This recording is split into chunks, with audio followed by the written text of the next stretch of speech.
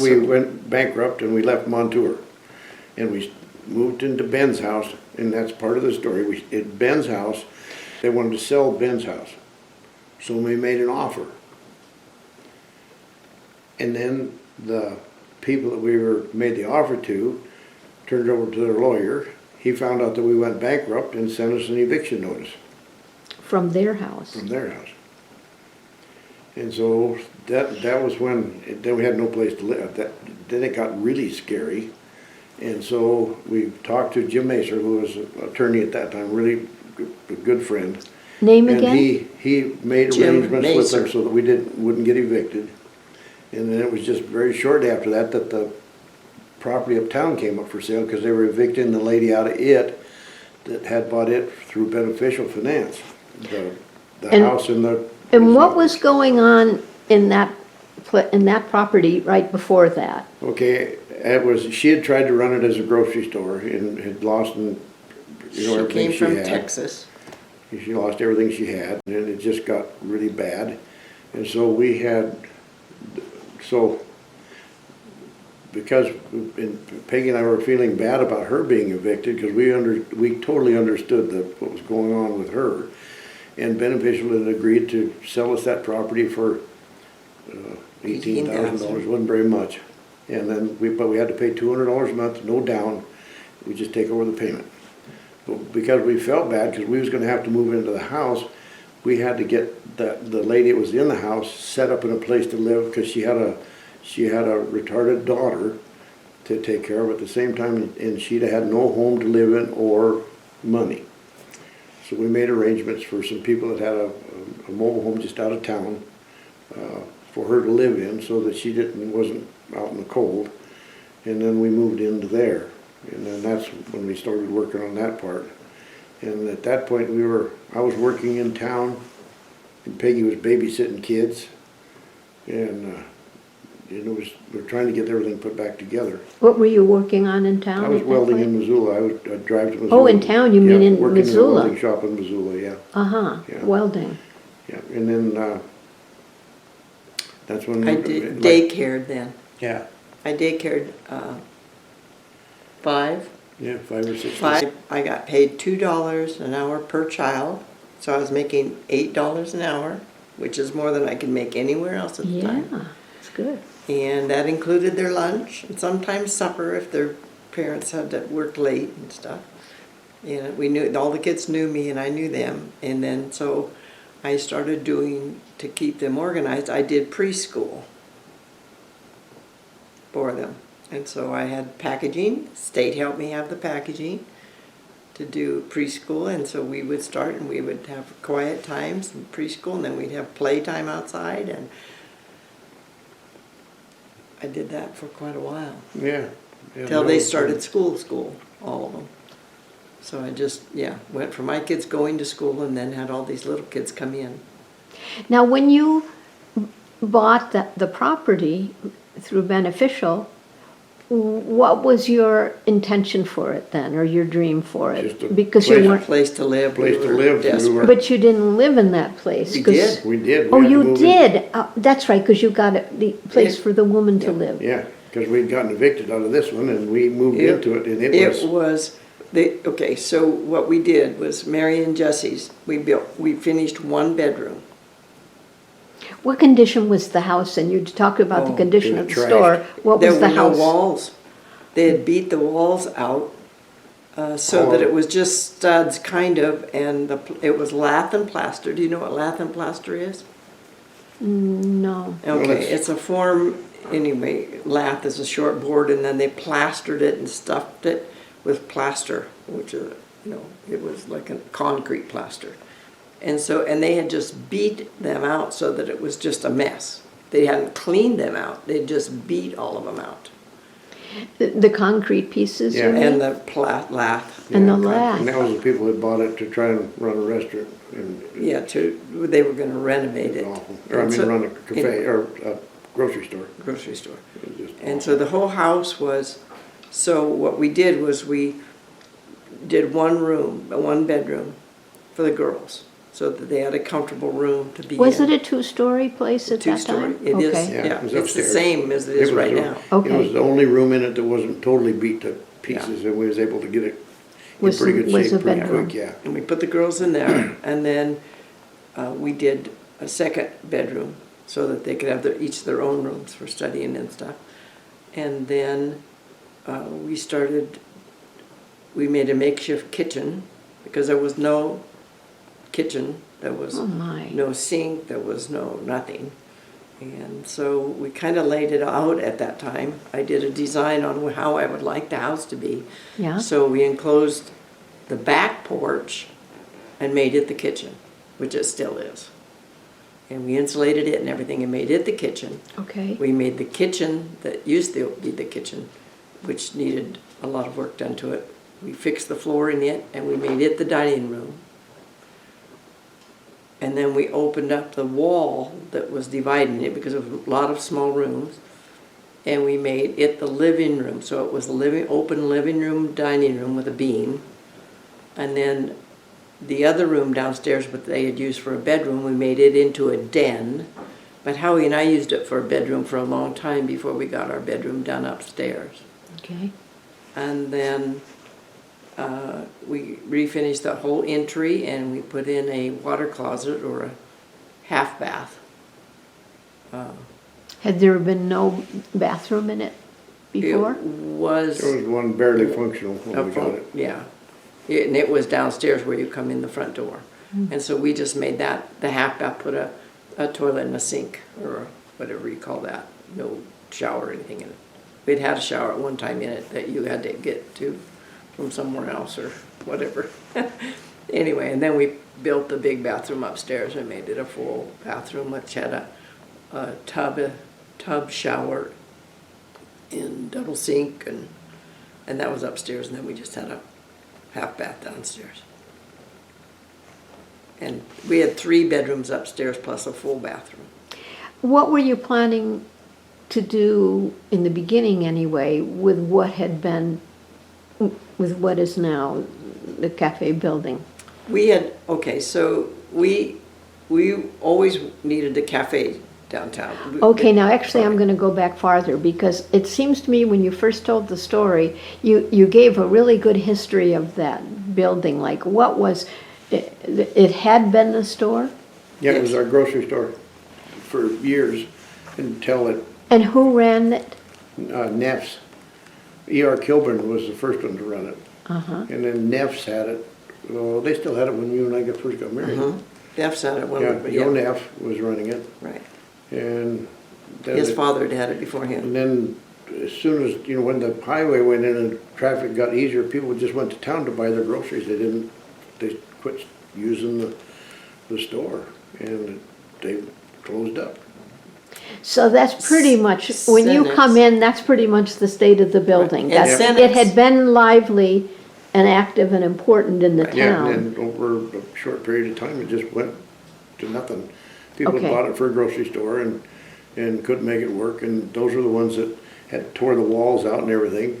And they'd gotten rid of the liquor store, which actually paid for the business for years, was the Really? liquor store, state liquor store. And of course, they didn't believe in that stuff, so they got rid of the liquor license. And then they put in all kinds of groceries and everything, and nobody bought from them because they were driving to town. And so they went broke, and then that was when the lady that we had helped her find a place to live, when the beneficial repoed it from her. And so that's when we ended up with it, and by that time it was really in bad shape. All of it had been very abused. And it was after you got it and were working on it, it was a few things in between, wasn't it, before you did the cafe? Oh, yeah, yeah. So describe those things, Well, we because I did, remember that story. We had, sort of. let's see, we had, We had bought on both sides of the street. yeah. Well, Not let's start yet. with this We hadn't building. bought the other side of the street yet. We had started the cafe before we bought the other side. So- Because that was when Edeline came to us and said, oh, we're gonna have, the Cenex is selling out.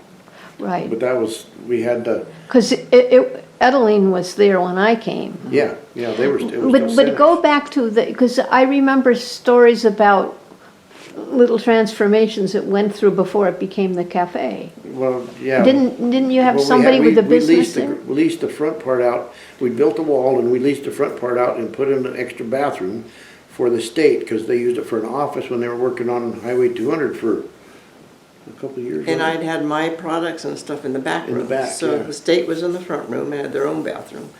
And then I had the back room and Yeah. What did a you? bathroom. What? There were 2 bathrooms in there. Yeah, Yeah. And- and there still are. And what? Yeah, but back then, that's Yeah. so. What products did you have in there? Just my Amway business products. Right. We had And, a very large Amway business. A lot of people don't understand it, but It was one of the things that made saved. all the payments for us on everything. That was the product room first. Right. And then we had a chance to rent it out as a video store, Right. to rent Videos videos. were big. I know. Leslie Pringle. Leslie Pringle wanted to do that. So we moved the product room to the other part, built up that wall, and then she took that part over as her product, or as her video store. Wow. She Yeah, had video hundreds of store. them in there. Oh, And yeah. it went pretty well for her for a while. While VHS was going. Yes. Yeah. And then, let's see, and then we had, as we did that, and then that was when we rented the front to the state. And then pretty soon, boy, Leslie it was just wasn't working for her, No. and so she closed up. And then Then we, Travis and Travis, Kathy. Kathy said, Travis has always wanted his own fly shop. Okay, and that was around when? 90, Yeah, in the 90s. you'd have to ask them. Anyway, Okay. so we did some remodeling there, and they took it over as a fly Yeah. shop, and they've been there ever since. Did you put the wall in, or was it? It was there. It was there. We'd It was already- there. Yeah, It was pretty much like it is now. yeah, pretty much the same. Just we set a couple things up, for them to. But you had Make it said easy. when you first got the building that even the sides were sort of caved in, or? Yeah. Oh, yeah. Howie. So you had already The fixed all- renovations were already underway. Okay, Yeah. I see. The last section to be renovated was where the Challenge. challenge office is, Okay. Yeah, they came to us and and needed a place. they rented a room. We had one room upstairs that they rented, which is your Greg bedroom. Nydecker, we Yeah, put they him rented upstairs that. when they were first starting everything. Yeah. and So that room was there Right. also, but probably Yeah. the last one you thought about when you were. Yeah. Yeah, and then, but anyhow, over the years, it got remodeled into your apartment now and everything. And then I guess Hank Getz was up there Hank first. Getz was there first. He yeah. was the one that got Well, that no, started. Buzz was. That's right. Well, Back Buzz up to was there for a Buzz. while. Jim Anderson's brother-in-law needed a place to live, and so we were working on. That's right. We were working on the store. And We had bought the store across the street, and he was helping us work on that. He was a good carpenter, and he was helping us work on that, and he was living in what is your apartment now. But he's the one that put the bathroom and the kitchen in. Which And was the then- beginning of the That was the apartment. beginning of the apartment, yeah. And then when Jesse and Jake got married. Jake got They didn't married, have a place to live. Jim helped me, and we finished the living room. Put the living room on it. Right, right. And we had the store, and that was before the cafe. Now, describe how you came to get the store and why you got that. Okay, had we started the cafe at that point? Which store? Across the street. Across the street, the The Blackwood inn. The Commercial. inn. Okay, so we were doing the side with the cafe in it. And it was That was all up Peggy's. and running and going, That was Peggy's idea, the cafe. yeah. It was a great idea. So, yeah, so we were doing all of that, and because Jesse's MS had picked up, they had gone back into the military so that her MS would be covered the medical. She would have the military's medical. So Jake re-enlisted in the Marine Corps, and they moved back to Camp Pendleton and lived down there. Well, that left the cafe open and unattended, so I took over running the cafe. Was she running the cafe before Yes, that? yes, From the beginning? yes. Yes. It was her baby, that cafe. It was Jesse's. You designed it, you two, and built it. Yeah. And then she took over the Correct. running of it as the business. Right. And so when that happened and she had to leave, I took over running it again. And I hired help because also still on the other side of the street, so I was cleaning rooms. Now, wait a minute. We had I'm trying to purchased- find out how you well, decided yeah, to buy the other side of the street. Okay, we Okay, had, so we were running the one side.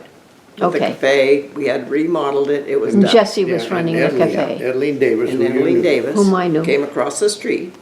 and said the Cenex is selling out, and because we're gonna retire, because we've been here 40 years. And they're not hiring anybody else. And they're looking at selling it to some people that are looking to make it into a hunting cabin and just use it once a year. And Peggy and I were both going, ooh, we'd have no gas, we'd have no nothing, it'd be gone, and that would be a very detrimental. And somehow a to hunting event. cabin right in the middle of town Yeah, sounds like a yeah, contradiction. Yeah. So anyhow, we decided to buy it, and because of our bankruptcy, we couldn't get it loaned to buy it. And so we were in town, and I was talking to and I'll say his name because this guy, I appreciated him more than you could imagine, Larry Lamb. He was a banker in Missoula, and Peggy and I went in and talked to him, and we told him what we were trying to do, and they wanted $55,000 or something for the Cenex. And they would leave. And that's that whole building. That was That's the whole everything. building, and a lot of the equipment and everything stayed too, different things, but anyway. and We made that deal. Anyhow, and I talked to Larry, and I says, anyhow, Larry says, well, they keep turning it down, and I said, so he came out to look. And I showed him what we were trying to do and everything, and I said, it's been 15 years since we went through this bankruptcy. And he goes, well, let me go back. And so he went back, and he says, I know, he says, this is the problem with when you have that problem. He says, when you go bankrupt, it's really tough. So he goes back to Missoula, and 3 or 4 days later, he's got the president of the bank and a couple of the other people, and he's bringing them out to look at it. And then they realized $50,000 was pretty cheap for what the property is. And so they gave us the loan, and that's how we got started on that one. Wow, that's really And interesting. then we had a really good friend that was a carpenter extraordinary. He had done everything. Bill Fisher, and he had done some work for Howie's brother and dad, and been down there. He was a recovered alcoholic. And Bill moved in with us, and he renovated the entire building into the building it is now. He put all the moved in rooms- with you in the little Well, he house? stayed in a little camper we had. He stayed in a borrowed camper we had, and it was hooked up behind the cafe. And we fed him and took care of him, and we sent him And on some didn't have to pay incredible him fishing. really, but Yeah, we- gave him, Yep, we took him to do some fishing and all Great kinds of stuff. fishing, which was his And he wish. did, and he was really good at what he did. He'd done it for years. And he just helped Peggy and I put that, he was so good at that. There were other contractors coming from other jobs from Lincoln and around to watch him hang sheetrock. wow. He Because was they couldn't amazing. believe how he could do that by himself and how fast and how beautiful it turned out when he was done with it. Now, you're starting on the main floor Yeah. and you're fixing up the store.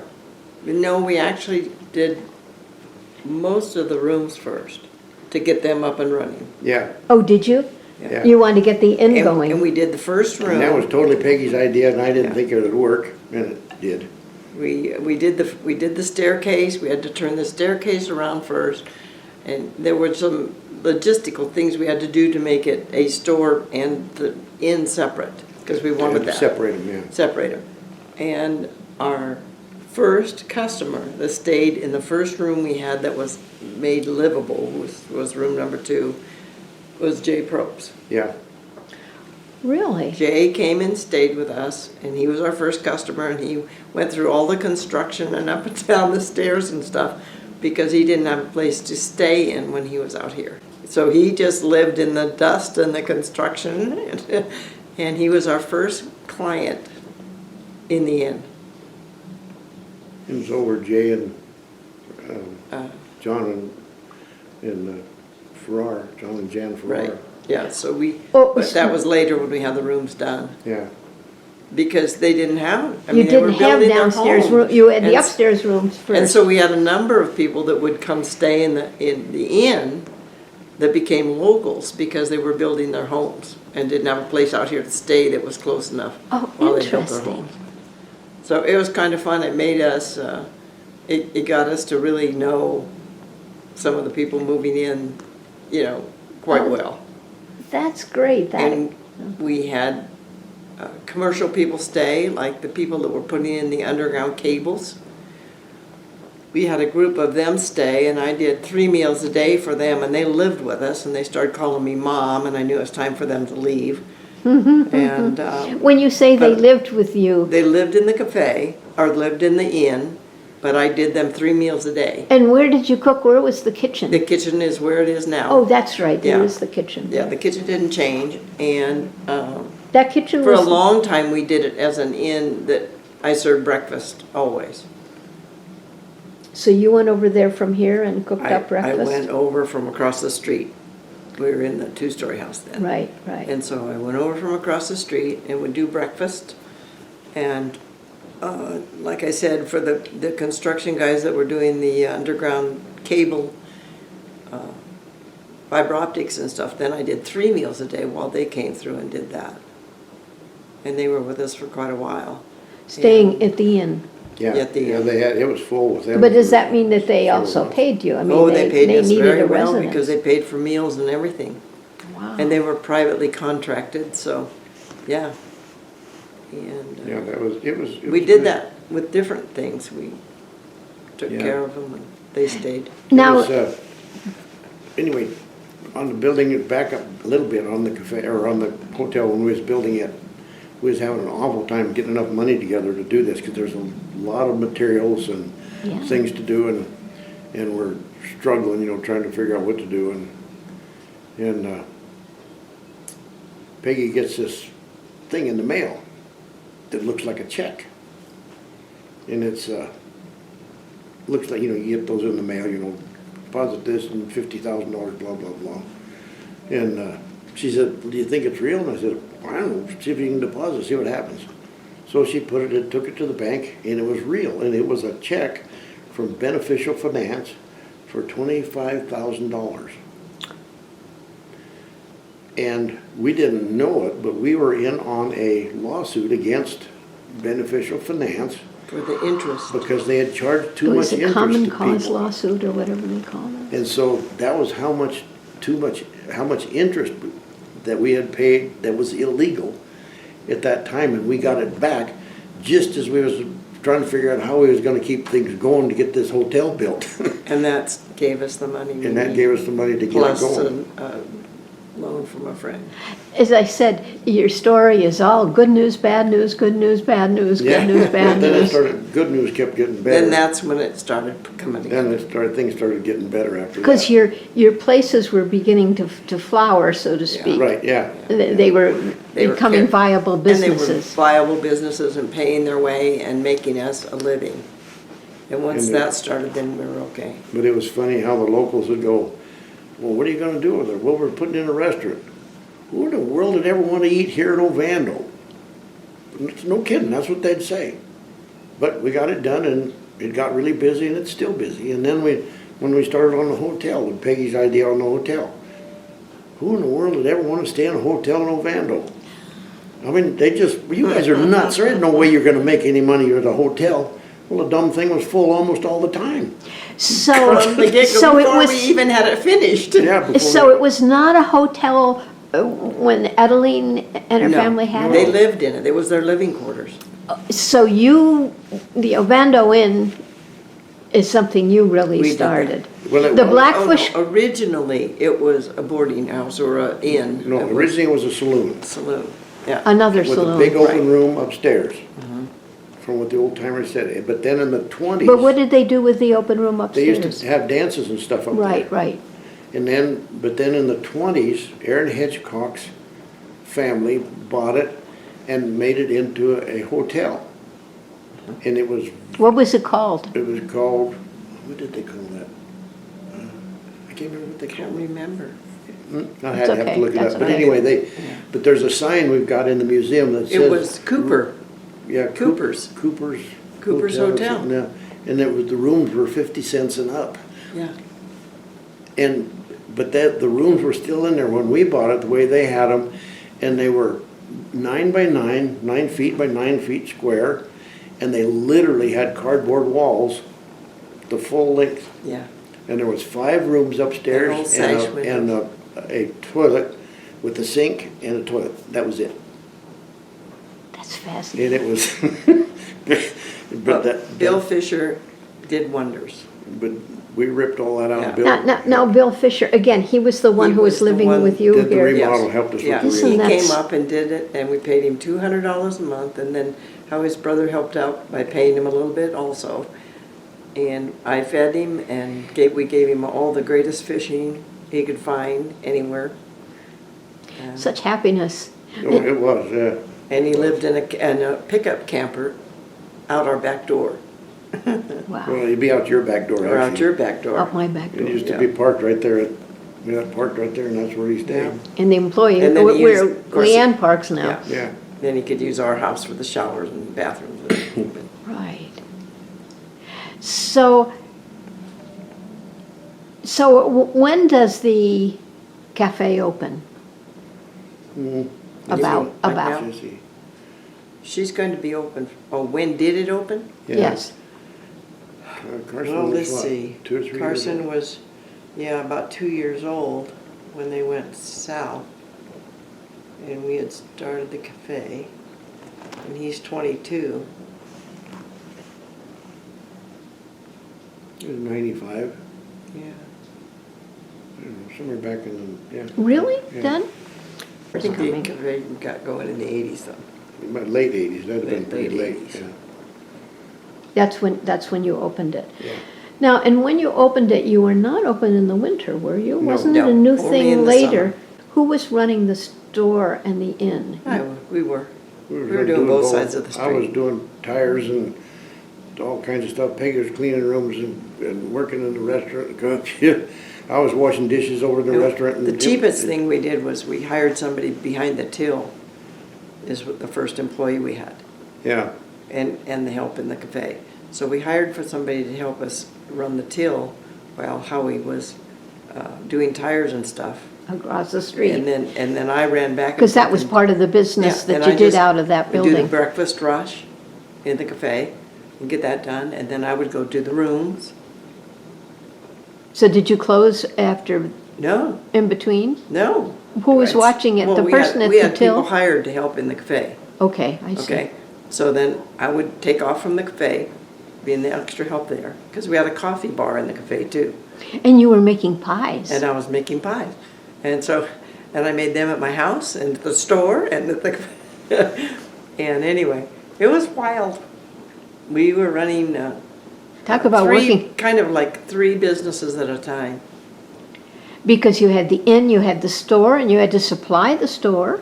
And we had our Amway business still going, full war, for But- helping pay us. But stuff. it's, somebody went in every week to buy the food? Yes. Like Leanne Oh, does? yes. no, well. We they did it for delivered. No, both. they though. delivered. They delivered, they used to At that time, deliver. they used to deliver. Oh. I would have to pick up some things, little things, but we had commercial grocery businesses in Missoula, 2 of them, that supplied us Oh. with everything, and then all of the drink distributors delivered, Right. the pops and all Which of they the- still do, right? Yeah, and they Yeah. still do. But we had Shein Majestic that we could buy a lot of things from, And they including delivered meat. as long as we made a $100 order at that As long time. as we put in a minimum order, it was about $1,100 order. No, that was later on. Okay. Anyway, but yeah. Because you had to order for both sides of Yeah. the street. Right, exactly. And we could combine the orders, which Fred and Leanne do that now. Yes, they do. And it was, so when they picked it up, it didn't change a lot because they ran it basically the same as we were running it at the same time. It was flourishing by the time. Well, no, okay, was. but then, of course, Colleen comes along and buys it. And she was gonna run the cafe, yes. And so she And when did bought she, the cafe. when did she buy the cafe? I should be able to Oh remember my that gosh. myself. Yeah, not very long ago, actually. But yeah. No, I remember. You know what? I remember because it was a big deal that the cafe was going to be open and open through the winter. And that, Because she was giving up her full-time job in Missouri. right, so that was, and when I came to the luau and so on, that must have been around 2011. No, that can't be right, can it? Yeah. 2011. So that was 2011 or 2012. But yeah, but that was, you know, and then it just all, And then, so we sold the museum property first and made that into the museum to Hugo. yeah. And then we sold the inn next, or did we sold the No, cafe? the museum we sold way before that. That was before we No, went on no, one but tour. then we sold the house and the cafe. Yeah, we sold the inn 3 times, because we sold it. and You got had it a bad back. experience with the inn, too. We Yeah. did. But it was, It was we'd had okay. experience at that point, so we didn't let it go very far. No. It was like, okay, we want to sit down with you and your wife and your family, Who? the people that had bought Had bought it. it the first time. Yeah. Okay, And go we ahead. said, you shouldn't allow this to cost you your marriage. So you two need to sit down and visit and decide where you want to live and what you want to do with your life, with your kids. Now these are people who are now owning the store. Yeah. Time. Yeah. And suddenly This was can't the first time we sold pay, it. And pay for it or something. well, and she didn't like living in Ovando. She wanted to be back with her friends and what she was doing in Helena. And so they just signed it back over to us and we let everything pass. And So did you lose out we financially lost- on that? We did lose some money on it But because. not a lot. Not a lot, not a lot. Were only there less than a year or a year Yeah, maybe. Maybe a year. And it was the right thing to do, was to just let them go back and put their lives together and keep their family together. And they It's even just- said the same thing. And they later. said- So you just, I mean, you took it over, We just back yeah, over, and yeah. so you It was didn't just done continue to between lose. us. It was all done just fine, you know. The legal part of it was very simple because it hadn't gotten that far yet, Yeah. you know. And then And- we had it again, we were running it again for what, not very long. No, And then Mike. Mike comes driving in and walks in and said, I want to buy it. But it wasn't, He said, I wanted to buy it it wasn't a before." short time, it was a couple of years that Yeah, you had about 2 that years, on right. the, But then he came in and said, yep, he wanted to buy it and then set up his kids in the business. And we probably should have said no, but it was lessons learned for everybody, which was When he'd given us a really good down payment. And he'd He given never down did, payment. he never missed a payment, so. Never. it wasn't a No, big deal. He was very reliable and Very good guy. responsible. DJ and Alana were really good kids, but they were not mature. you know, but during the time that they were there, what it was for them Yeah. was a good thing. Yes, Yep. it was Yep. very. And it was good for you, and there's a bump in there, but Yeah. you were always taking that chance. You were Yeah. very courageous in your Yeah, risks, Yep, and most of them paid off. they did. yep.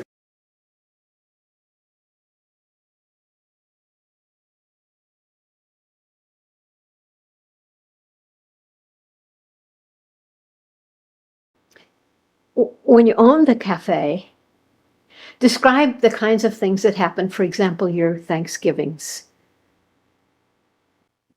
Sometimes you had Thanksgiving there, right? We And you did. kind of took in stray people, or how did that Exactly. work? We did that. Well, being a small community and the Thanksgiving falls on the last weekend of hunting season. We had, our inn would be full of hunters and people coming and going. And there were hunters all over the streets and there was no Thanksgiving. And we had an extended family of people, including the people that were staying with us in the inn and a lot of family friends. And so the cafe, we would cook turkeys and put on full Thanksgiving dinner for not just like Nancy and her family and Cheryl, and Were these people who worked for you and Nancy they and were part Cheryl? of the cafe. Okay. They were in the ownership of it in the beginning, and that's how it got started. Nancy who and- Nancy Fry and And, Cheryl, her sister, and her parents, and Marianne Knight and Hank, and that didn't last very long because Nancy and Marianne couldn't get along. And then our family, Mary and Jesse and everybody, and Carson, and so it kind of got expanded, and we had you sometimes. I don't think you were here for No, the Thanksgiving part of it. no. But there were other people like the bachelors, like the Masseys, and the people that didn't have families that were individuals. And some of them we delivered meals to. Now, did people order steak? No, we just potlucked. Okay, so this So- was really just a celebration. It It was a wasn't, celebration of Thanksgiving, and people could bring dishes, or if they, like, some of them didn't cook or didn't, then they didn't have to bring dishes. There was always plenty of food. Everybody donated whatever, and we'd lay it out on that big buffet counter and put salad bars up and stuff. And it wasn't business. Anybody. It wasn't walk- business. It was not business. Anybody could walk in the door and join us for Thanksgiving dinner. Which we had hunters and stuff that. We would stop did, by. we did, and they would think the cafe was open, so they would come in, and then they would be embarrassed, and we'd have to explain to them, no, Take a seat. yep, take a seat, get a plate. And they did. So how many people were you serving Thanksgiving to on an average in those days as What are you family? gonna say, 60 to 80? Probably overall, as they were coming. Probably, if they come and go, Wow. it was a full house. Now, you described the last time we were together, I think, when you were cooking, I'm picturing like a big, something you'd cook in a big bin or something, and you'd have 60 or 70 Okay. people. What's that? Was that a That was the luau. No, even before the That- luau? No, we did the Polish luau first. Oh, that's it. Describe Okay, that. we did the Polish luau, and what it is you take a garbage can, and Howie built some metal racks, and you would layer the food according to how long it took to cook. So potatoes take a little longer, put the potatoes on the bottom, and then the carrots, and then the lighter foods like cabbages and carrot, and what else did we put in there? Anyway, and the lighter foods on top, and then we put Polish sausages on the top. And then we put a case of beer and a gallon of water down in the bottom first. And then you'd put it over a fire, and when the beer and the water boiled, it would come up, the flavor of the boiling stuff came up through all of the vegetables, and the sausage drippings would drip down all through the vegetables. And it was all done in cheesecloth. Everything was wrapped, so that when you unwrapped it and unveil it, you could just pull the cheesecloth bags out, put them on a platter or in a big bowl, and tip them out. And then you had everything for like a boiled dinner, all organized, and you could feed anywhere from however many people you thought you'd have. So we would feed 60 to 80 people sometimes. So were these held on a specific occasion or? We did it, Yeah, we did No. Christmas Fest. we did it for Christmas Fest. We started doing it for Christmas Fest, Which meant it was done November. the day after Thanksgiving like it is now? Yeah, Mhm. yeah. Well, now, how is that related to your public Thanksgiving at the Bullet? It wasn't, well, that was just sort of a family Thanksgiving, but when somebody comes to your door, what do? I mean, we had an extended family, and we fed, our Thanksgivings were, like 20. Right, but so is the Polish, It's totally separate, but- Actually, the Polish luau was different time. different, little different time, and it was, actually, it was, I can't remember, if it was I don't before know or if after. we had started the cafe yet. I don't remember. no, go lie down, baby, go Lie lie down. down. Riggin, Reagan, you go lay down. Go lay down and behave yourself. Go ahead. So, and that, it was just, I can't remember if it's which one started first, but they were at separate times. It wasn't. Because the luau, when you got the luau going was in February, Yeah, but it wasn't then. Well, it might have been at the Yeah, it luau. was in February. It was in the luau, it was during the luau, so it wasn't during Thanksgiving. Yeah. Okay, And that's when we started it was a Polish luau. okay, now I'd That like got to, changed, but I'd like to go deeper into this, but pick up the luau. That means you must have already had the luau idea. Is that right? Yeah, we, Because tell us, how did the luau idea get going? Okay. It's so, So we decided it was like, what do you want to call it? It was like it was when you just had enough with winter. exactly, In your February. heart, you're just done with winter and you can't wait till spring. And Kathy and I were whining about it being winter for so long and that we should do something. That was the mistake we made. We should do something to help it break up winter. And that's Kathy from the Angler. Yeah, Yes. Kathy Shorthoff. And so we all talked it over and Jessie was in it because she was into the cafe at that time. And we decided that a luau, something Hawaiian and festive and colorful, would be the way to do it. Well, it got the Polish thing because we wanted to do it in the garbage can and because we had done one of those before. It's all done in we the learned it garbage from can. Wendell Weaver. Yeah, and we learned it from Wendell Weaver because he had done that before with other things. The Polish But meal. Yeah. Polish meal. Yeah. And so we started doing the Polish luau. And that's when we all dressed up and put out the big bonfire and we wore our hula skirts and leis and hats. And it was one year it was like 9 degrees out and everybody was wearing Long johns long under, johns under their luau's and swimsuits and all that stuff. And you had a big bonfire. Yep. always had a bonfire bonfire. and opened up the fire halls, put all the food in it if it was nasty cold. And you had Packers Roost there at one And Yeah. we did have the Packers roof that we'd leave up from Christmas Fest so that we'd have a warm place to get into if we had to. And you had malt wine. And we had mulled wine. We had that for Christmas Fest. Yeah, she sold it out of the. Yeah, sheep at camp. the sheep camp.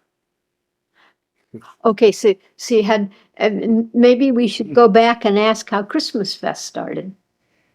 Oh my gosh, I don't know if I remember. Then, it was just, I think how did we do Christmas? Where did it ever start?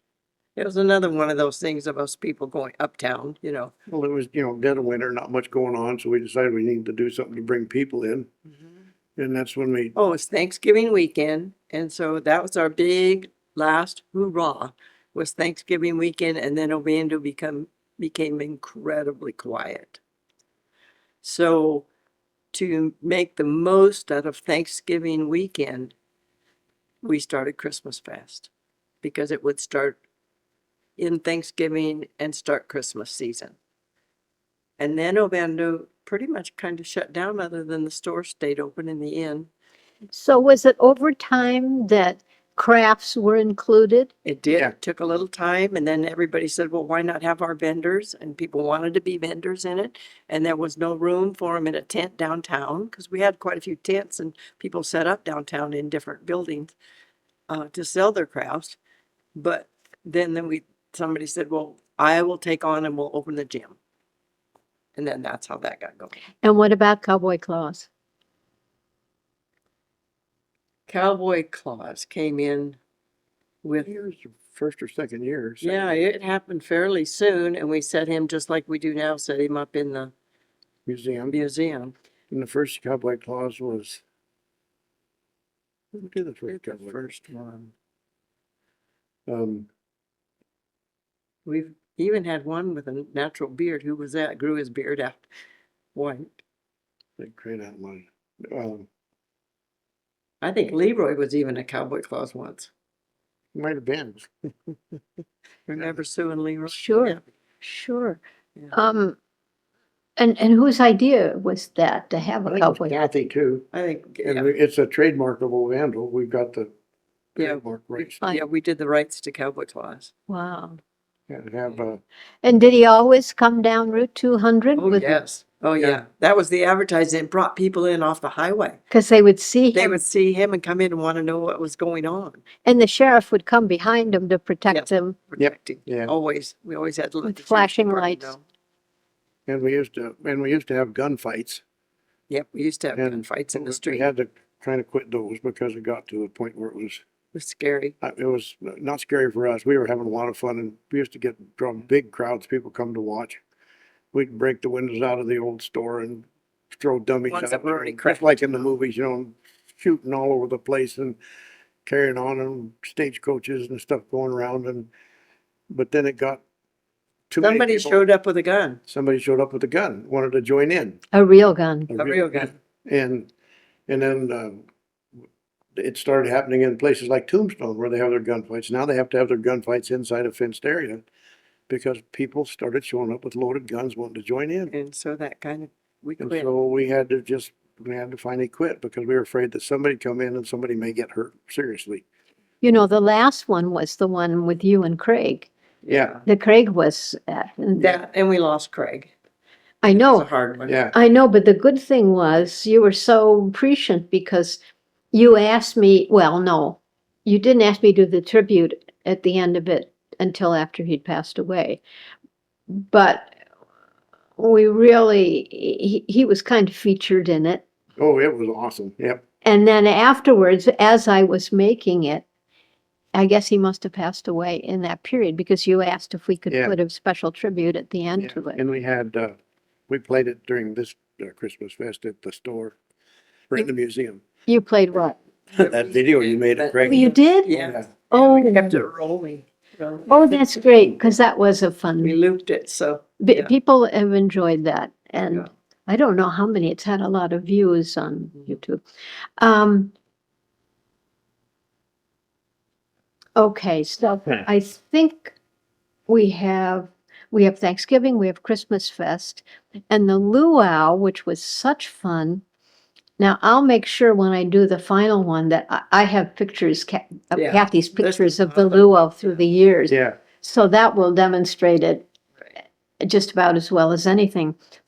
So you're always doing these things that were both fun and heart-lifting kinds of things, really. I mean, They were fun, yeah. They were fun and- And everybody, we wanted everybody to have a good time. and they slowly began to define the community. I mean, the things that you did actually, I mean, you weren't thinking about this, but as they grew, developed, and flourished, we're really making Ovando a town. You were making Yeah. a community out of it Yeah. because these things drew people into town. They looked forward to coming into town, right? Yeah. So there was Kathy that was active in that, and you, Howie, Jesse. Okay. Now, just to pick a person, the one that's like your adopted daughter, who we went to the dinner bell with. I don't know if you remember, but and she's the one who travels around the world on a bicycle now, or did, Yeah, right? Lisa Yes, Shields. Lisa. Right? Isn't that the one we're talking about? Yeah. Lisa. What's her name? Lisa? Lisa. Okay, and didn't she live with you for a while? No, no, she was here a lot. But they were our best friends. They being whom? Walt, Pat Vermidal well, Pat passed away. Walt left, Best friends of yours? yeah, Yeah, that's Lisa's parents. yeah. Mhm. Howie had, worked with Walt when he was young. Yeah. They were young, When we're- breaking horses for the Centennial train. And what was his name again? Walt Vermidal. Walt Vermidal. Right, because he's in the film too. I Right. remember Correct. him. Okay. And so that's how they became part of our extended family. And then when I married Howie, of course, then I got to know Pat and I became best friends.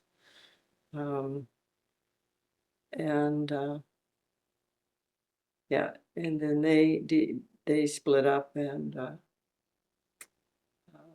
Pat was Native American, and so She was a really likable person. very, Beautiful person.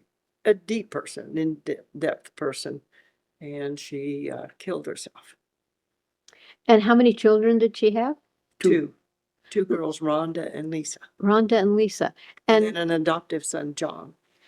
and how did you and Lisa become close? Was she friends of? We became close because when she lost her mom, she turned to me, Uh-huh. and then we just stayed close, Lisa.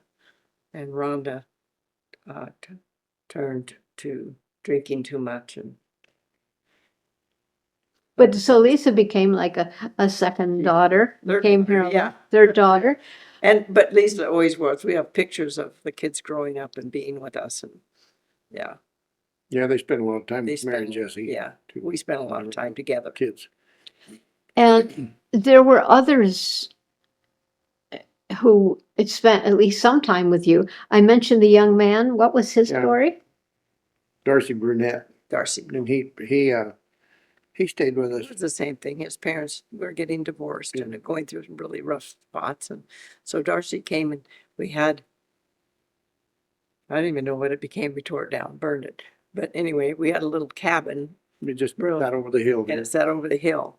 And And he so stayed in that. he just lived in it. He had a bedroom down there and ate with us. And then Yeah. Howie worked on teaching him how to weld, even though his dad was a welder. And then he became, And then he became a very good welder yeah, very good at it. and did that and retired out from it. But he worked with us for quite some time, Yeah, a couple, 3 years anyway, in the summer.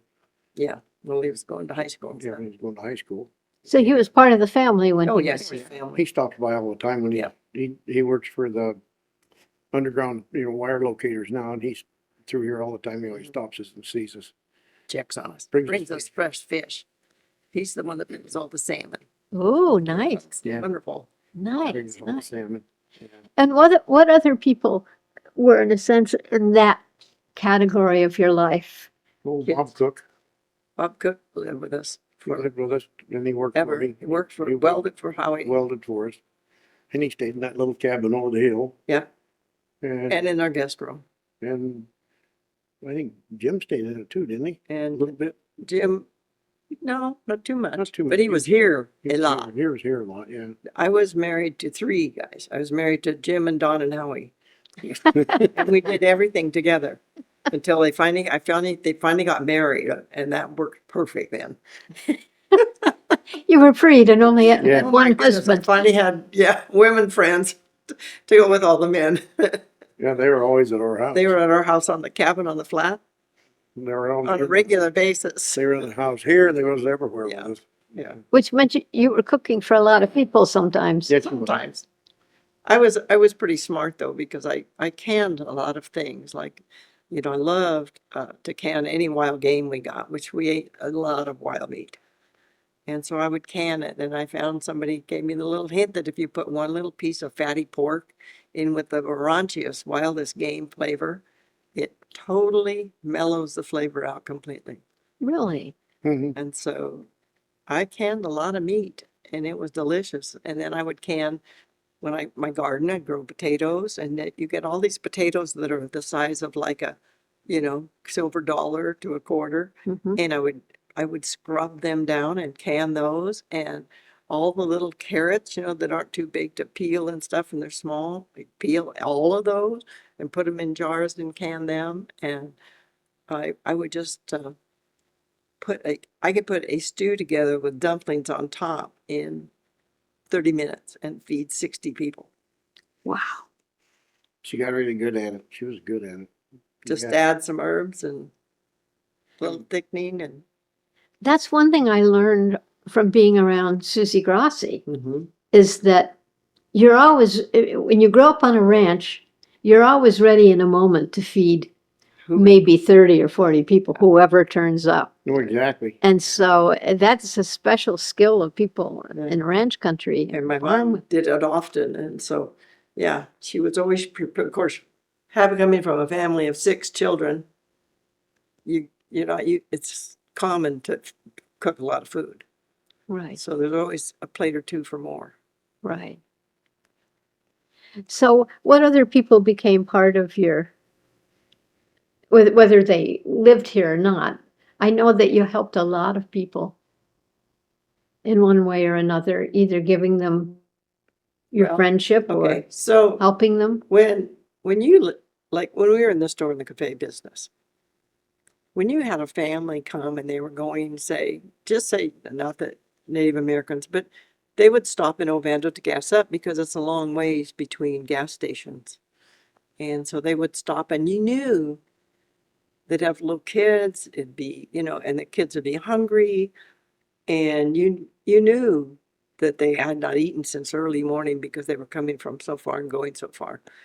And so why would you let them leave without at least like some apples or some food bars or make some peanut butter and jelly sandwiches? Or it was not a big deal to give somebody the kids some snacks and stuff to make their trip, And that would be people who would come to the store? Yeah, they would come to the store and they would hem and haw and put like $5 in gas in, and you knew they were counting their change and digging under the seats looking for more change, and yeah, it's just normal had that. things. We had several Native Americans come through that were, down on their luck, didn't have any money. And we had one lady that came in, and she was from up at Arlee, and she had to go to Rocky Boy. Rocky Boy Reservation to see some of her family.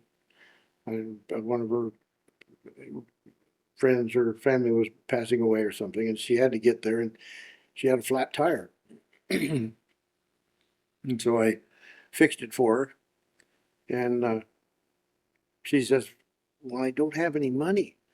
And I says, don't worry about it. I says, it's $10. That's what I charge everybody. And when you have time, hey, give me the $10. I don't care. So she left.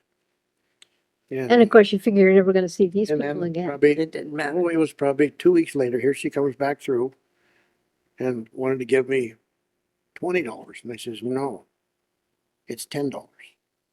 She says, but I feel that I owe you more than $10. And I says, no, you don't. I charge $10 for a tire. And she left crying, which happened a lot when you do things like that. People leave crying. And we've had several of them. We had one little Indian kid come out, and he was pacing around out there at the gas pump, pacing around. And finally I had to come out and it says, you don't have any money and need gas, huh? And he goes, yeah, but he said, I don't have enough gas to get home. I said, well, where do you live? And he says, I live up at Arlee. And I said, will $10 get you there? And he says, yeah, it will. And I says, put $10 worth in and you can, I said, here's my address. You can mail me some money sometime. A week later, here comes the money. But we did that time and again. Peggy and I both had done that over the years we were in the store. We never got stiffed for one dime. You're kidding. Nope. No. The only time we got stiffed was a bad check we got from a local person, and they still haven't paid it yet, and that was 25 years ago. But they never came back in either. No, so they never came back in. their guilt. It's a nice thought because goodness breeds goodness, or generosity, Yes. generosity, paying it ahead. Most people are honest. That's the thing. And most people will do the right thing.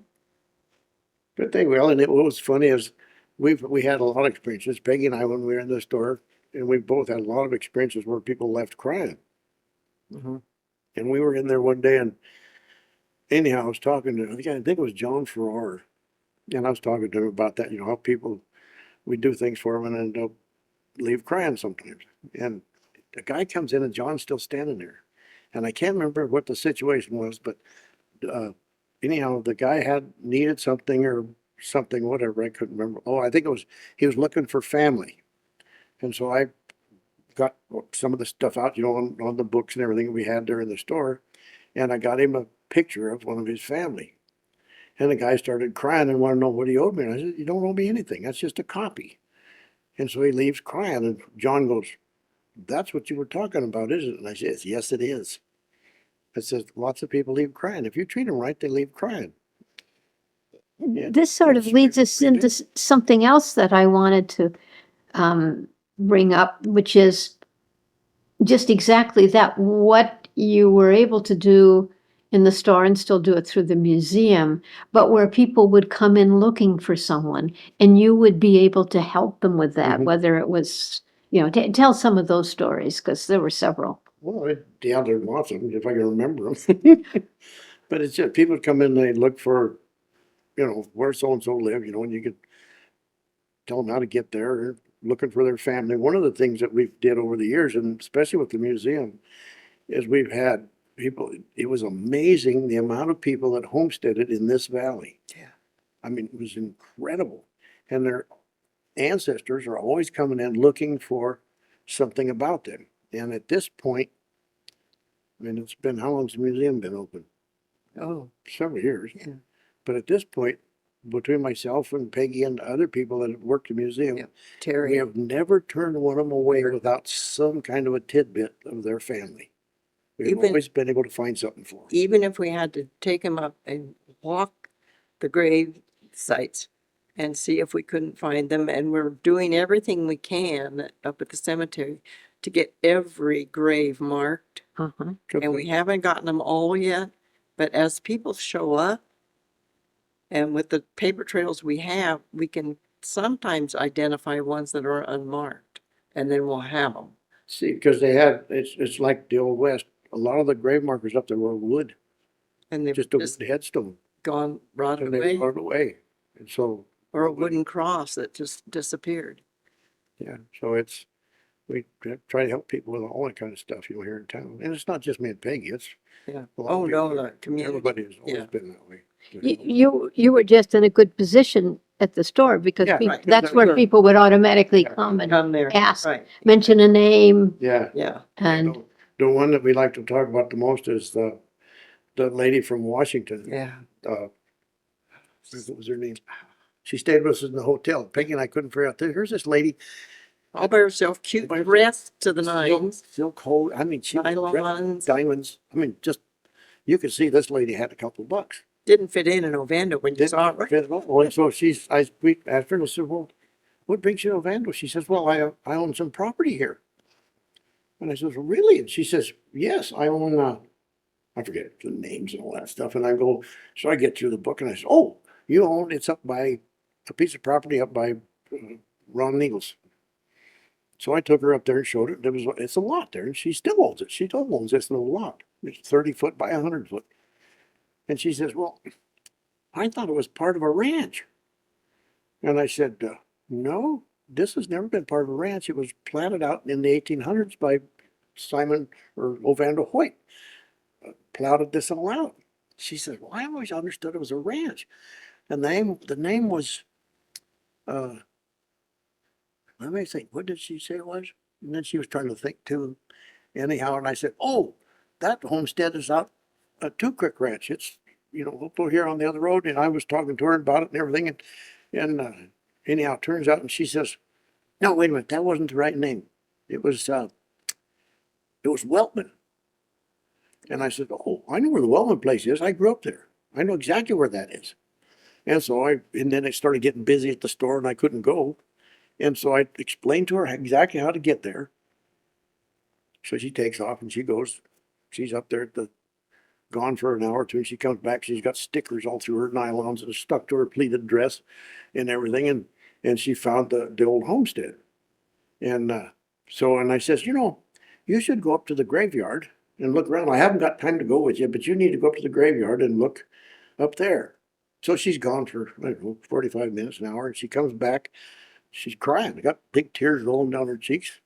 And I says, what's the matter? She says, well, you couldn't believe what I found up there. And I says, what? She says, both of my grandparents' graves are up there. And nobody in the family knew where they were. Wow. And she said, the one grave, I can't remember the names, but they're up there. She said, they were Jewish when they immigrated here after Hitler. And all the records had been destroyed and we had no way of tracing where they went to. And they're both buried right up here in your little cemetery. And she has been a huge donator to our museum over the years. And the cemetery. Mm-hmm. And so then another time I'm up with, and this lady was she from Deer Lodge, wasn't it? Anyhow, one of the local people, and she comes in and she says, well, I got some paperwork I want to donate to you about my family. And she names this off. And I says, well, you got a second, I think it would be a second cousin that lives over in Washington. No, I don't have any other relatives. And I said, oh, yes, you do. You come with me. And I took her to the museum and dug these papers out. And she goes, what? there's a picture of my grandfather. I've never seen a picture of my grandfather. And I says, that's because this lady brought these papers in. You need to go visit her. And so I gave her the address, and then they got in contact and got to know each other. And they were cousins that never met before, never knew each other existed. And the cousin was able to tell her stories of her grandparents. Yeah. Yeah. Wow. And that was before DNA. Yeah, Exactly. Yeah. And it was The just, old cemeteries are so important to try to maintain. Oh, they are. They Oh. are. and we've had, and you know, the LDS people came several years ago and recorded everything they could out of our cemetery. A guy came up here with, and did all the paperwork. That's when they were all trying to get all the DNA stuff together for the Mormon church, you know, and they were really thankful and grateful that we was able to help them through all that stuff, you know. But you know, they've gotten some incredible stuff together. We've had more people because of the museum get connected with their family.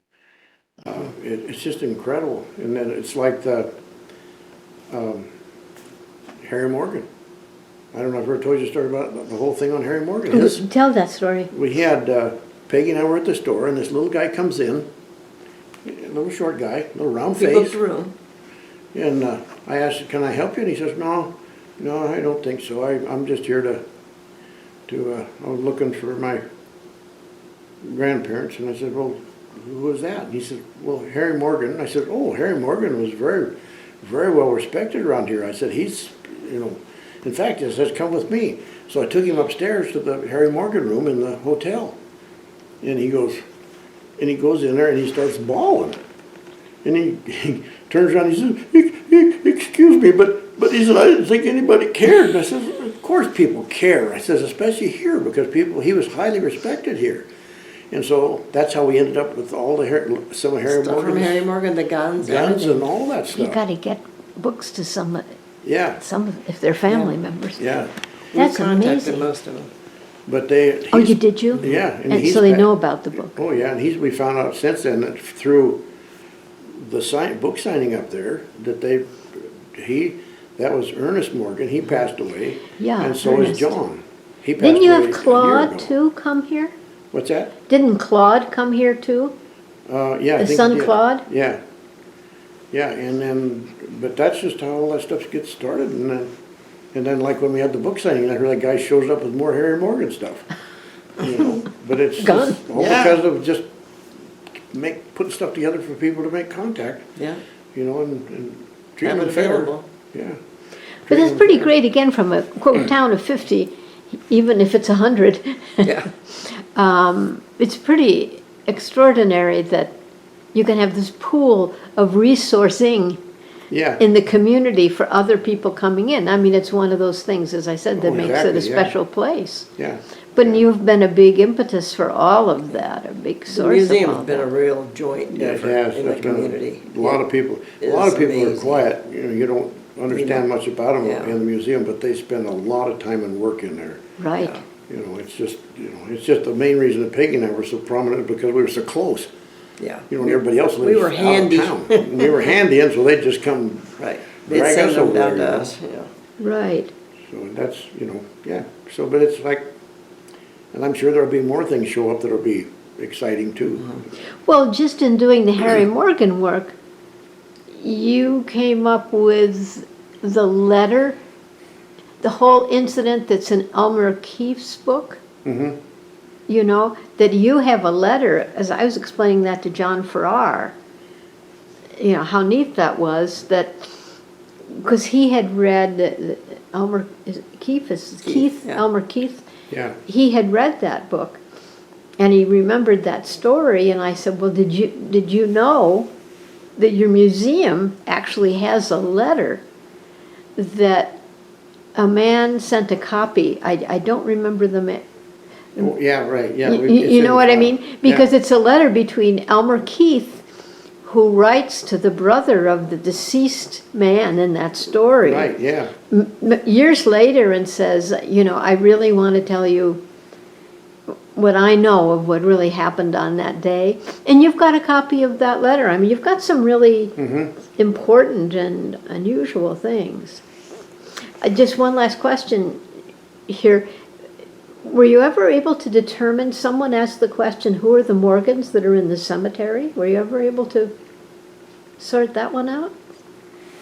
You said there are two Morgans in the cemetery. Yeah. They were, let me think. I don't know that we ever really got to know. Maybe we didn't really get to digging into that. We have found that in our cemetery, we have people there that,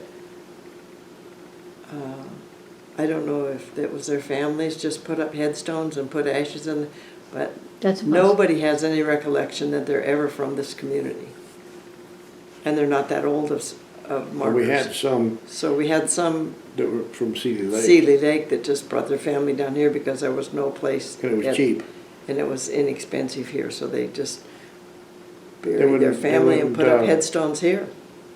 They just go put a headstone up and bury them, and So some of our lines aren't so straight But anymore. it could be that, you know, Harry had a lot of, well, he had, what, 6 children? Yeah, it's- And they had, so there were a lot of there grandchildren. gotta be some of them, some of And the kids. someone in there may, none of us have any information or recollection Yeah. that the family stayed on and lived here. Yeah, No, 'cause the exactly. But that doesn't mean, as you said, Yeah. that someone couldn't have decided, Yeah. even a son or daughter, and who would they tell if they Yeah. did that? Well, Dwayne kind of watches it, Dwayne. They want, the people that live up there now, kind of keep an eye on what people are doing at the cemetery so we can know. Yes. And we can keep I mean, our you really records. don't want people just coming and Because burying. we want them organized to where we know where people's. Well, there should be a registry, Yeah. actually. We do There have one. is, We but do. only if they tell us Yeah, that they've done that. right. Now, where in the community are such, quote, registries? Oh, Reagan? time for you to go to bed. You gotta go lay down somewhere. Go over there and lay down. Go lay down. Reagan, Go lay down. Reagan, go lay down. Go on. Regan, go lay down. You go. Good boy. Good boy, Regan. Thank you, Regan. Okay. But yeah, but it's like. We have a cemetery board, And and yeah, they have all the records. I would love it if, because this is selfishly for me, but other people might be interested. What level of organizations do you have in Ovando? Like, Okay. you don't have a mayor, or you don't have that sort No. of thing. What do you have? We have a community meeting, and then we have. And who boards. runs who calls the meeting, who runs the We meeting? have a chairman. Wayne Slatton was our last chairman. I don't know. Yeah, Leanne is supposed to be. Leanne is supposed to be the Leanne Galton now. chairperson now. And how long does that, is that got a term? It gets year to year, so it depends on when we have the meeting. We haven't had one for a while because we Couple haven't. years, A couple of years because there's nothing been going on that we, needed to be too organized. When we were doing things like Christmas Fest and doing all of these different activities on a scheduled basis, we had a community meeting so that the community knew what was going on when, and it would keep them involved in doing all of that. And you put an announcement out and whoever's interested comes to the Oh, community yeah, we put it meeting? at bulletins, and Oh, now yeah. we do it emails, and Kathy sends out all the notifications, on what's going on. And you say there's going to be a community And there's gonna meeting? be a community meeting, And maybe the date, things that you're going to you know, discuss, here's the like, dates we have open, and, let me know which one would work out best for the most people. And but who would generate even the letter or the idea of having a meeting? Anybody? anybody that has a purpose for wanting to get the community behind her to inform the community on what's going on. Right. Like when we had the subdivision things going on, we just send out bulletins, and Kathy does most of them anymore. She does a good job. And so by doing that, then everybody gets a notice that there's something going on in the community, and if they want to voice their opinions or whatever, then we'll have a public meeting, or you have to go down to the commissioners meeting at Deer Lodge, and when those dates are. And she's really good at keeping up on. She is. She's wonderful about that. I'm very dependent on her Yeah. because I don't hear word of mouth particularly. Exactly. And so we should mention that Kathy is Kathy Schoender for now Kathy Thurmond at the Angler, who does all the communications, the email communications for the town. She has the complete list. Now, who takes care of crime or whatever, you're under the sheriff, the county sheriff, right? Yeah, Powell in County. Deer Lodge. So it's out of Deer Lodge. Yeah. And So like we if, have cemetery board also. so there's a cemetery board, Yeah, and there's a the park fire board. department, there's the what? the Park park. board to take care of the park. The park, there's a park board? And then there's a museum, you know, there's like museum, park board, school board. Yeah, We have different groups of people that take care of everything here in town. Uh-huh. And they're all focused on Ovando, they're all Ovando all people, Ovando people. Yeah. focusing on an Ovando interest or functioning activity or correctly. whatever. Okay, so like if there is, I know how, I don't want to say this because I'm going to cut myself out here, but describe what happens when there are emergencies in town of different kinds. Well, it depends on the emergency. If it's a health and life emergency, it's 911 dial. And then they call the fire department, and then the fire department, depending on the emergency, acts on it. Yeah, they act on it immediately, no matter Yeah. what the emergency is. Yeah, You know, our little fire department. And then we have our own, I don't know what you call it, first response vehicles. yes, we do. And we have EMTs that work that are residents that live here and And they're work on out of the fire call department. 24/7. Yep. And you know, mainly like, and if it's really serious, we all go to help. I mean, you know, if there's a fire, Yeah. we're all there to help. You know, I mean, Anybody that's even if it's just to stay out of the way, you know, but we try to help if anybody has a problem. And it's like, you know, if it's really serious, like, we've had, it's hard, we don't like to talk about it, but we've had murders here in Ovando over the years. And then, since Peggy and I have been married, there's been 2. or more, And it's, more than 2. yeah, well, there were more than 2 at a Quite time. yeah. But it's, but, I mean, the local people are the ones that have to respond because the sheriff's department is 70 miles away. 70 miles away. So okay, as a serious reader of mysteries and crime novels, what I want to know is, so as soon as the crime is discovered, who is engaged since they're 70 miles away? Well, it's. A few of the local people. Local But I people. mean It'd officially, probably be the fire who's gonna department. investigate Now it? it would be the fire Fire department. department Nobody would start. investigates anything. What we do here is just lock down, keep everybody away and out of it, So that they don't mess up. Until the sheriff comes. Yeah. until the sheriff's department gets Yeah, here. Uh-huh. That's one thing we did learn over time is don't touch anything. I could tell you that from my novels. Yes. but like here, That's probably where we say for learned it. instance, if it was really serious and we had to do some Like a violent things complete- ourselves. Like our sheriff says, he says, it's okay. But he says, be sure before I get there that anybody or everybody that has a gun, put it away out of sight. Because when we first get there, the first person with a gun in their hand It's gonna be is the one first that's gonna be a suspect. suspect, no matter even if we know who they are. So he says, be sure that if you people have had to defend yourselves in a violent way, be sure that all that stuff is put away before I get there. So he says there will be no real violent response. We'll just take care of it, get it taken care of after we can ask some questions, which is very good advice. Yeah, don't take the law into your own hands completely. Do defensively Right, what you need to exactly. do, but don't take the law Yeah. into your own hands. Right. And explain about the life flight. Well, Life Flight comes out of Missoula, unless they're really busy, and then it comes from Helena.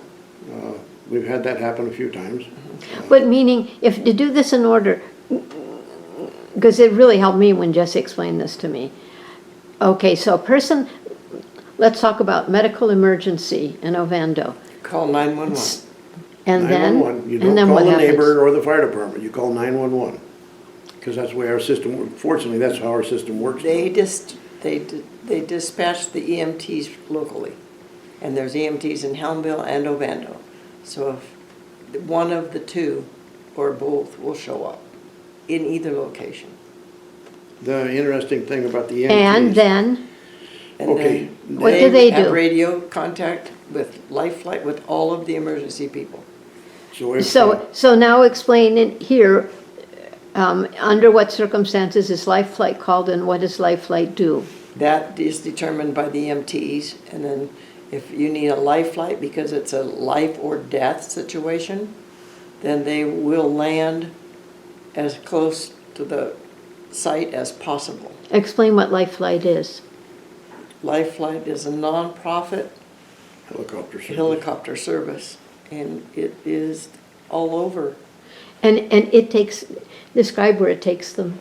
Takes them to the nearest hospital, Which is St. Patrick's. which is usually St. Patrick's, because they have a heliport landing on top of the building. And so they can sit down right on top of St. Pat's, and you're in the ER within minutes 15 minutes from here. from here, 15 minutes and in the ER. Wow, that's amazing. And that, one of the things that the EMTs determine, if life flight has been called, and the EMTs get there and they're working on the individual and they find out, well, he's only got a fractured, say, wrist or something, nothing serious, we'll just have you sent in an ambulance to the hospital. And the then ambulance they- also, when the call goes in, the ambulance response At the same time. and comes, so the ambulance will be there first because it's closest. And then if it's determined that it's not life-threatening, Then then Life they Flight use the can be ambulance. called off. And then the life flight will go back and not land. And if they land, it's $30,000. Now, have you finished investigating this with John Balton? Have we what? Investigating what with John Ballard? This $30,000 Well, thing? we already know about it because Peggy had a life flight, I know, and I told but her, it's not charged to people of our age. Of our age and our distance from the that's hospital. what I was gonna say. It's an emergency thing. Not with the only distance. that, but if your age, in other words, your insurance Yeah. covers Yeah. it. Yeah, Yeah, Because I looked into all of this, and the other thing is, that what John Valentin told me is, let's say if you're not older, you become a member of Life Flight. yeah, you can. And if you become a member of Life Flight, which is like $60 or something, then you're covered too. Yeah. So I mean, No, I don't it's want to good. leave the impression that everybody's paying $30,000 when Life Flight comes. There's Because ways the around. amazing thing to me is that Yeah, you can, I did get a bill, for $30,000, no, for $1,200. and Covers everything, it was covered, right? yeah. It was covered? Yeah. You didn't have oh, to yeah, pay it? no, we didn't pay anything. Right. No. Right. We Yeah. didn't That's have- because my insurance picked all that up. Yeah, but that's what I was saying. Yeah. I had a complete discussion with John, who's a Yeah. member of that, and Well, the 1,200 was everything after she got to the hospital. Yeah, that was my emergency. so it wasn't even the flight? No. No, No, and then yeah. my insurance covered it. So I think it's a pretty amazing It's a thing that pretty most people darn here amazing can be thing. here. Yeah. Like, because you do hear many Yeah. things, I've heard, that's why I went and asked John about it. I Right. just heard a news feature, Yeah. a national thing, where they Right. talked about someone who got life helicopter to a thing, and then they got a bill for $30,000. And my life And they flight- had to pay it. Yeah, and my Life Flight ride was because of a medication, a reaction to a new medication I'd taken. So, Right, right. Yeah, So We you had, wouldn't have liked to have had to pay $30,000 No. for that. And life flight is way better than it used to be too, believe me. yeah, Okay, we'll stay with this here. I took you off, I'm sorry. that's okay. I got sidetracked. Yeah, but, what other areas that would you like to go into? I wanted to be sure to get some of those stories down of things that, Yeah, we don't need the Life Flight one in there. no, that's okay, I'm gonna cut that out. Oh, no, but I do want that to complete the description of what the What else? town can do for itself. Right. Oh, yeah. Yeah. What other things? Things that are just typical of things that you do for one another in town. And people who have either stayed with you or become, in a way, part of your family, even if they weren't living with you. Oh, Everybody, everybody liked Bill Sullivan. yeah. Came out. Do you remember Bill Sullivan? No. Oh, What a he's from character. South Carolina? North I gotta Carolina? call him because we haven't heard from him Yeah, for we quite a have to while. contact these people that we don't hear from. But he very came out, often. he stayed with us at the, well, first off, Came fishing. he's an avid fisherman, and he Fisherman, came big out guy. and he stayed with us 1 year. And then he got a camper. When you say stayed with you, you He stayed mean? at In the the hotel inn, with us. stayed In in the the end, inn. okay. Stayed at the inn with us. And then we've just gotten Sid. pretty good friends with him over the Right. years. We keep in contact with him. The interesting thing is we didn't know it at the time, but his wife was the first one to come out here. And she was with another fella. But they were, yeah, But they were hiking together hiking together. And we thought, as a this- friendship. Yeah. They were just friends, literally just friends. And we didn't quite understand all of this stuff. And she was married to Bill at the time. And then we met Bill later, and he says, "Oh yeah, what's her name? Anyhow, Sid. Sid." He says, "Yeah, Sid's my wife. She was out here a couple years ago." She We came said, hiking "Yeah." with a buddy of hers. Yeah, and with this guy, and we're going, "How's this work, But it was just a friendship thing. And over the years, then they both have come out and stayed with us. And then they got campers, and they've come out and stayed. And we've just had, they've been very enjoyable people, just people we've met, through. That was through the inn, though. That was through the inn. We met many of them through the inn, and then their friendships, they lasted. Yeah. And then, just as a typical casual, unexpected thing, I think they were a couple, maybe last year, who had once lived in this house or once lived in the property, because they came out and were looking at the house, and they came onto the porch, and then you invited them to lunch. You remember that? Oh, yeah. In this house? Yeah, Yes. but they hadn't Like lived last year, here. maybe. Oh. A couple who were just coming through town and for old time's sake. No, they And- had nothing, what would they? But they couldn't have been, yet they were looking at this house. So I almost wonder if they were, I know what it was. They were members of Eileen's family who had come as children here. That's right, yep, that was, yes. Yeah, that was. So describe that, right. if you remember it. Yeah. Right. Oh, I can't even remember their names now, Me either. but yeah. But yeah, we were getting ready for lunch, so we just, And how did they arrive, or how did you notice them? well, they were standing around in the yard looking and looking and looking and talking. And I thought, well, that's odd. And so I went out and I said, can I help you? And they said, then they explained who they were. And I said, well, would you like to come in? And they said, yes. And it was lunchtime. And so what do you do? You feed them. But You what feed it's good for you to say that they had come here as Yeah. children. Tell them who they were. Tell us who they I were. don't recall, to tell you the I truth. can't remember if they were They- but relatives they or were- friends of Tom and Eileen's, and they were, I think they had come here, they had visited them. Maybe they weren't children, but they had Yeah. visited here Yeah. and wanted to come through here because they visited They'd this been here. house. But, yeah, they'd been here before, yeah. Yeah. Right. And it was lunchtime. I mean, I feed anybody if I'm gonna eat lunch, and then I don't miss my lunch. Right, right, that makes sense.